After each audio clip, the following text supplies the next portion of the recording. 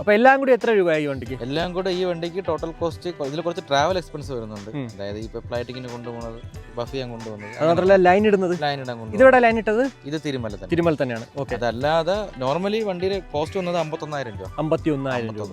Okay. അല്ലാണ്ട് ഈ travel expense എല്ലാം കൂടെ കൂട്ടിയിട്ട് അത് കുറച്ച് പൈസയായി. അത് പറയണമെങ്കിൽ അത് അതാണ് അറൗണ്ട് ഒരു 55 രൂപ അകത്ത്. 55 രൂപ. വേറെ ഒന്നും കൊണ്ടല്ല, ഇപ്പോൾ ഫ്ലൈറ്റിങ്ങിന് കൊണ്ടുപോകാനായിട്ട് കടയിൽ വർക്കുള്ള പോകാൻ പറ്റത്തില്ല. കസ്റ്റമറെ കൊടുത്ത് വിടും. കസ്റ്റമർ ദൂരെയുള്ളവരാണെങ്കിൽ വിളിച്ച് ചോദിക്കും. ഇപ്പോൾ ഓട്ടോ ചാർജ് ഒരു സൈഡ് 500 രൂപ, അങ്ങോട്ടും ഇങ്ങോട്ട് 1000 രൂപ. പിന്നെ ലൈൻ വരയ്ക്കാൻ കൊണ്ടുപോകുന്നതിന് 1300 രൂപ ഓട്ടോ കൂലിയാണ്. 1300 തിരുമല പോയിട്ട് വരുന്നത്. 35 കിലോമീറ്റർ ഉണ്ട്. പിന്നെ അത് കഴിഞ്ഞ് ബഫിങ്ങിന് ഉമനല്ലൂരാണ് കൊണ്ടുപോകുന്നത്, എഞ്ചിൻ ബഫ് ചെയ്യാനായിട്ട്. അവിടെ പോയിട്ട് തിരിച്ചു വരുന്നതിന് അതായത് കൊണ്ടുപോകണം. പിന്നെ അന്ന് തന്നെ കിട്ടത്തില്ല. അത് 1150 രൂപ അതാവും. അപ്പൊ അതിന് 2300 രൂപ. ഇതെല്ലാം കസ്റ്റമർ അടുത്ത് പറഞ്ഞിട്ടാ ചെയ്യുന്നത്, വേറെ ഓപ്ഷൻ ഇല്ല. അതെ അതെ, അത്രേ ഉള്ളൂ. അപ്പോൾ അതിന്റെ അല്ലാതെ വണ്ടിക്ക് വന്ന കോസ്റ്റ് 51,000 രൂപ. ഇപ്പൊ ഷീനെ സംബന്ധിച്ചിടത്തോളം ഇപ്പൊ ഇതെല്ലാം കൊണ്ടുപോയിട്ട് ചെയ്യാന്ന് പറയുമ്പോഴത്തേക്ക് അത് പ്രാക്ടിക്കൽ ഒരിക്കലും നമ്മളെ ജോലി കഴിഞ്ഞിട്ട് അത്രേ ഉള്ളൂ. അതാണ്.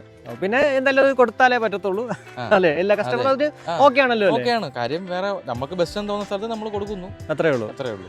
അപ്പൊ എല്ലാം കൂടി വണ്ടിക്ക് 55,000 രൂപ മാത്രമാണല്ലേ?